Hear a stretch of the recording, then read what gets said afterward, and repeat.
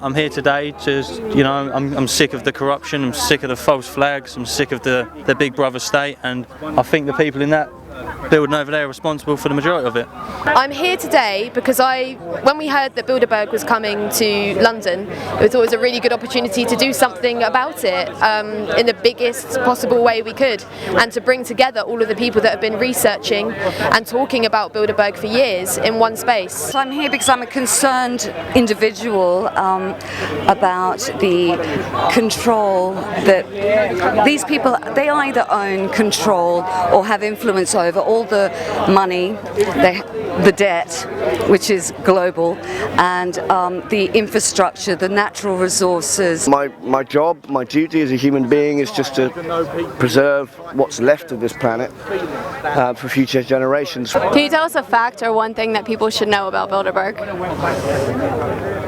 One thing that people should know about Bilderberg is that they know nothing about Bilderberg. I think it's too secret to really know what's going on inside. We don't even know exactly everyone that's inside. We don't know exactly what they're talking about. We get a pretty good idea, but that's what you need to know, is that your politicians are in there with the heads of big banks and big business, and we don't really know what they're talking about. And their crimes are not so difficult to understand. It's simply theft. It's theft and corruption on a scale that we find unimaginable, so we don't try to imagine it. But if you can stretch your mind a little bit to understand that they are pure and simple, they're criminals. That it exists, that it's here and it exists. And they say there isn't a conspiracy. Well, there it is, my friends. There's your conspiracy. They're talking behind closed doors. Unfortunately, we don't know what they're talking about. They could be talking about anything. It's been running for over 50 years, and the media refuse, until maybe this year, to really cover it. And you got to question why. Why should people care about these meetings? Why should they care? Because whatever happens there happens everywhere. You know what I mean? They've broken up the world into sections, and they think they could take over. We're the many, they're the few. People should care that the meetings are taking place if they care about democracy, if they care about their future, if they care about avoiding corruption and tyranny, then they should probably be interested in the possibilities of what might be going on behind those walls. Well, I mean, they care about what's going on in Parliament, don't they? They care about what the CEOs are talking about. They care about all sorts of things. So, yeah, if there's a load of these people getting together, as Jim Tucker said, if you get a load of football players together, or a load of film stars together in the same room, you bust your balls to get and find out what they're doing. So the strange thing is, the interesting thing is that the media's not much here. It is their lives which these people affect, as I said, either through infrastructure, through debt, through money, through natural resources, through the food industry, through the health industry. All of these things affect all of our lives. If you wish for world peace, if you wish for good things to all countries, if you wish to end starvation, if you wish to end poverty, if you truly care about your neighbours, and your neighbours not just being your country, not being flag waving, but being humanity, if you truly care about, then you need to hold these people to account. You've got a question when you've got these people who are some of the most powerful people in the world. I guess they haven't got a lot of time on their hands, but from over 100 people to meet up and find 3 or 4 days spare in their big diary, to me it must be pretty important what they're doing in there.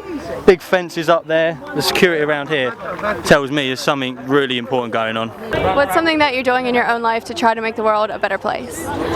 Organising the Bilderberg Fringe Festival. That's what I'm doing at the moment, and then after that I don't know, but I feel that this is a platform. I feel this is just the beginning. I feel that this has been an amazing opportunity to bring politically engaged people together, and we're only going to get stronger from now. Well, I hug a lot of people. I genuinely like human beings. That's I always have, and I've always tried to give people the space to be themselves and to express themselves, and hopefully give them a bit of love. A lot of it is to do with what you buy as well. I'm quite a big believer in you vote with your money. So rather than spending your money at corporations like Tesco's or Walmart or whatever, you go and find an independent outlet and get your stuff from there. There's loads of things. I mean, the simple thing is just love your neighbour, and like things will follow on from there, really. I believe that in being yourself, you help others be themselves. Sometimes you have to break down your barriers and then they break down other people's. My activism is silliness on a large scale.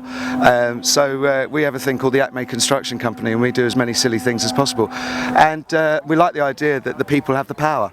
So we do shows which sort of express that. Not enough.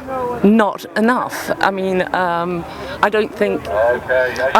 That's a horrible question, actually, because truly I feel inadequate. I feel as though I'm scrambling around, I'm finding all this information, and you try and tell your friends, you try and tell your neighbours, and you sound bats. And that's really the most frustrating. That's the most...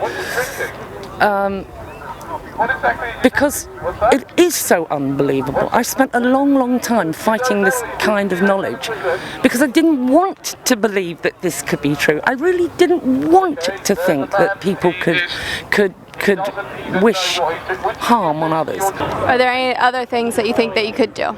Just be a better person in my everyday life.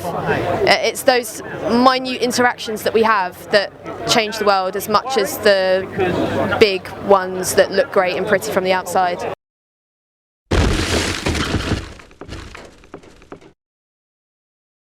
What do you think is one of the most outrageous actions that Monsanto has taken? The fact you can patent life.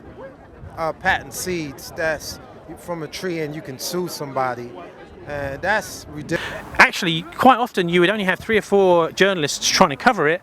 Hardly anybody even knew it was going on. But also, the press release by the Bilderbergs, you'd get that after the conference, after the last car had left. You